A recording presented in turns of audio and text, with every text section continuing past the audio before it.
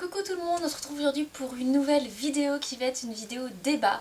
Je sais que c'est le genre de vidéo que vous aimez beaucoup, donc voilà, j'ai plein de sujets pour en faire, donc j'en profite, je vous les fais. Donc comme d'habitude, je vais dire l'intitulé du débat, dire ce que moi j'en pense, et j'attends du coup de vous en commentaire que vous dites si vous êtes d'accord avec moi, pas d'accord, ce que vous en pensez, et voilà, qu'on échange dans les commentaires pour faire en sorte un vrai débat. Donc voilà, donc vous avez pu voir dans le titre, le sujet du jour c'est en gros tourné sur la société de consommation à cause des réseaux sociaux, puisque je me suis rendu compte que avant que je commence ma chaîne YouTube, j'achetais beaucoup moins de matériel équestre. Donc moi je parle principalement de YouTube, puisque c'est YouTube qui me fait acheter du matériel en regardant des vidéos, très peu sur Instagram ou sur les autres réseaux sociaux. Donc moi ça va être consacré entre guillemets à YouTube, mais ça peut être sur tous les réseaux sociaux, tant qu'il y a des gens qui justement peuvent influencer, qu'ils soient influenceurs ou pas, qu'ils le veuillent ou pas, qui vous influencent dans l'achat de votre matériel, ça compte. Donc en fait, je m'en suis rendu compte il y a à peu près 6-7 mois que du coup ouais, avant YouTube j'avais le minimum en matériel, et encore j'avais quand même pas mal de choses pour le minimum en tant que cavalière de club.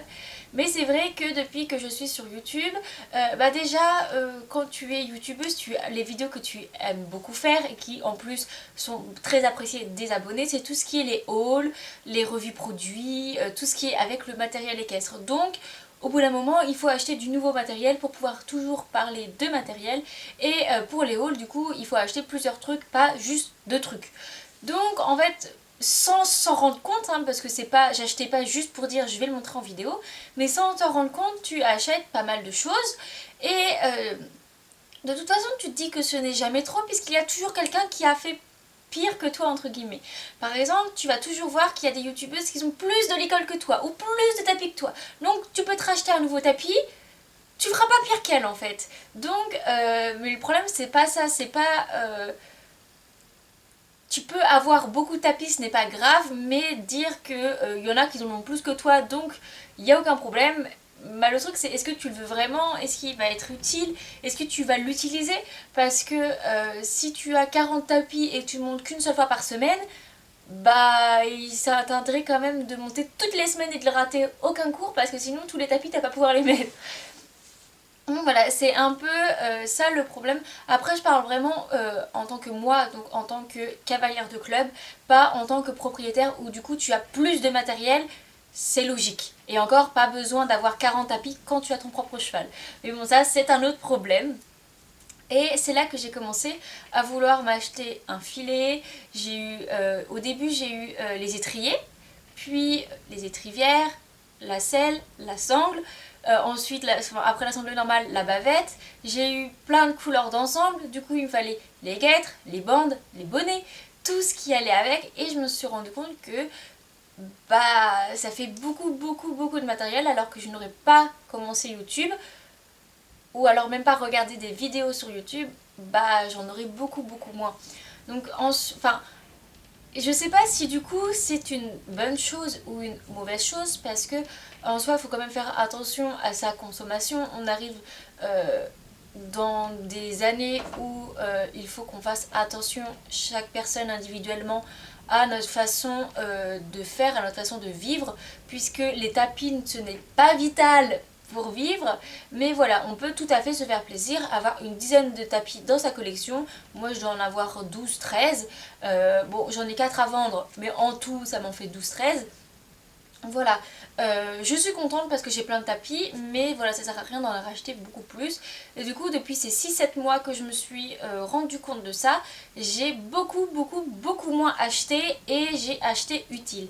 Par exemple, le dernier haul que j'ai fait depuis bien longtemps, c'est le haul de rentrée que j'ai fait, que j'avais accumulé des achats de avril 2019 jusqu'à août 2019, où je vous avais fait un gros haul. Et encore dans ce haul, je vous le mettrai à la fin de la vidéo si vous voulez, ce n'est que des choses utiles et qui me serviront plus tard, puisque grand nombre de personnes le savent, de mes abonnés, je compte m'acheter un cheval d'ici quelques années, en fait dès que j'arrête les études et que j'ai un emploi stable du coup avec un salaire régulier, je chercherai à m'acheter un cheval.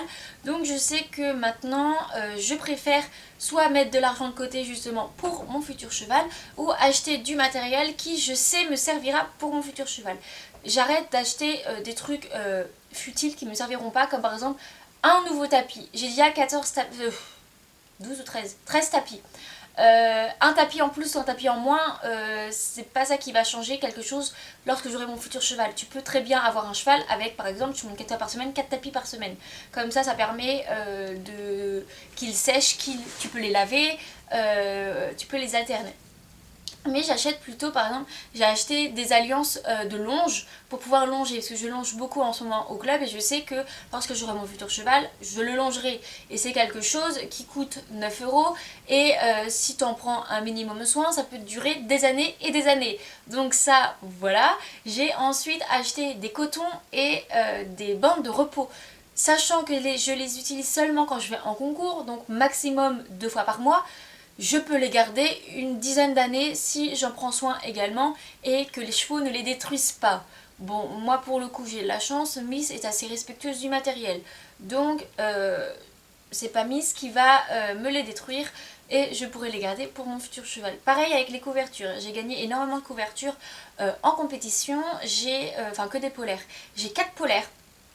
J'ai 4 polaires, les 4 taille cheval avec un peu de différence. J'ai une 145, une 135 et 225 il me semble. Je les garde puisque je ne sais pas quelle taille fera mon futur cheval et je les utilise même en attendant. Lorsque je vais en concours, je les emmène. Enfin, pas les 4 en même temps, mais voilà, je préfère garder ça que de les vendre pas très cher, genre on va dire une vingtaine d'euros, puis au final acheter un cheval et devoir racheter une polaire à je ne sais pas genre 40 euros. Autant que je les stocke et le jour où j'aurai mon cheval, je vendrai celles au niveau taille qui lui correspondent pas. Elles ne prennent pas de place dans ma sellerie, ça ne se détériore pas avec le temps si on ne les utilise pas, donc voilà, il n'y a pas de problème avec ça. Et voilà, je préfère faire comme ça que par exemple de dire là je veux un nouveau tapis, je vais acheter un tapis, ou alors par exemple Miss elle met du taille poney, mais je me suis interdite de racheter des guêtres poney puisque Miss est la dernière jument taille poney que je vais monter. En fait, Miss est une jument, mais elle met de l'équipement poney. Parce qu'en fait, c'est une pur sang, elle est toute fine. Et surtout au niveau des guêtres, elle met, tellement qu'elle est fine, elle a les canons tout petits, elle met du poney. Du coup, j'ai acheté une paire de guêtres à moumoute d'occasion, parce que je voulais de la moumoute, à 18 euros, ce qui fait largement l'affaire, puisque lorsque j'arrêterai de monter Miss, de toute façon, ces guêtres-là, je ne m'en servirai plus. Donc je vais pas mettre des 1000 et des 100 pour avoir des protections neuves. Voilà, donc je m'autorise à acheter du matériel taille cheval, puisque je sais que c'est ce que je vais pouvoir garder le plus longtemps, notamment si je m'achète mon futur cheval, puisque dans la grande majorité des cas ce sera un cheval de taille normale, donc qui mettra du taille cheval en gros.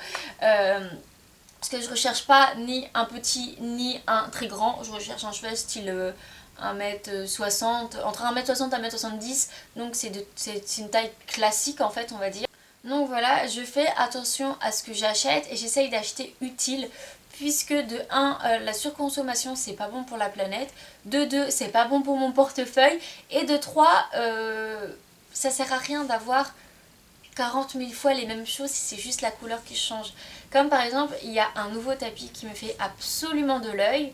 J'attends d'avoir vendu mes 4 autres tapis avant de me l'acheter. Puisque si je l'achète maintenant, c'est bien. Mais... Enfin, je sais pas comment vous expliquer ça, mais voilà, je préfère d'abord faire de la place avant de racheter du matériel. Et maintenant qu'il y a beaucoup de sites d'occasion, tout ça, j'essaye de me tourner là-dessus. Je n'ai encore rien acheté d'occasion puisqu'il n'y a rien qui m'ait plu, qui était de prix correct par rapport à l'état des objets.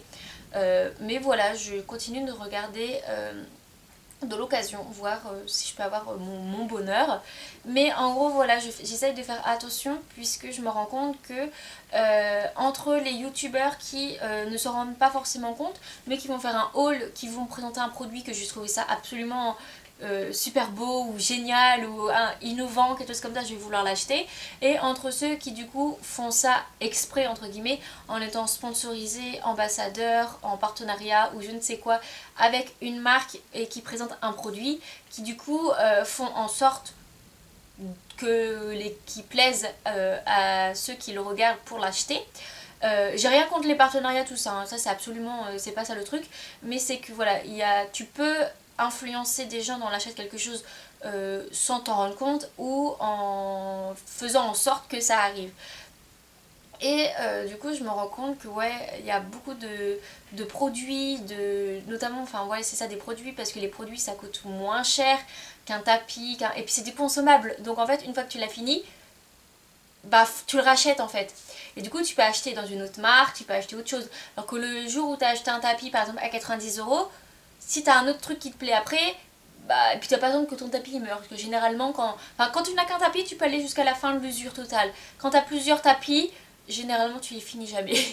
Mais et du coup voilà, j'arrive pas à savoir si soit c'est vraiment une surconsommation à cause des réseaux sociaux, ou si c'est parce qu'on le veut bien, puisque voilà, je m'en suis rendu compte il y a 6-7 mois de ça, et maintenant je fais attention. Mais est-ce que je fais attention parce que bah voilà, maintenant j'ai 21 ans, ça fait plus de 6 ou 7 ans que je suis sur YouTube, donc j'ai un recul nécessaire, je gère moi-même mon argent maintenant, donc est-ce que c'est ça qui fait que je m'en rends compte, que par exemple d'autres personnes qui ne vont pas s'en rendre compte parce qu'elles ont 14-15 ans, qui sont encore par exemple à idolâtrer des youtubeuses et du coup à être beaucoup plus influençables pour acheter du matériel. Je ne sais pas en fait, je peux pas forcément avoir de recul nécessaire par rapport à tout type de personnes sur les réseaux sociaux. Donc c'est pour ça que j'aimerais bien que vous me dites en commentaire si vous avez eu cette conscience-là que de faire attention de ne pas être trop influencé sur les réseaux sociaux pour acheter du matériel, et de faire attention tout simplement à votre consommation de matériel équestre. Je parle vraiment ici de consommation de matériel équestre, hein, pas la surconsommation en d'autres termes, ou même par exemple la consommation de cuir dans le domaine équestre. Là je parle vraiment du matériel en global en fait, donc pas des choses ciblées. Mais ouais, je sais pas, j'arrive pas vraiment à trouver une position si les réseaux sociaux sont vraiment un fléau qui incite à la surconsommation, ou si c'est la personne qui regarde les vidéos ou les publications sur Instagram qui se laisse influencer par tout ça. Je sais pas, et voilà, j'aimerais bien en savoir plus, donc c'est pour ça que je vous laisse répondre en commentaire. J'ai eu l'impression de m'éparpiller un petit peu, je suis désolée, mais c'est le genre de vidéo en fait, tu sais d'où tu pars mais tu sais jamais où tu arrives et comment tu arrives.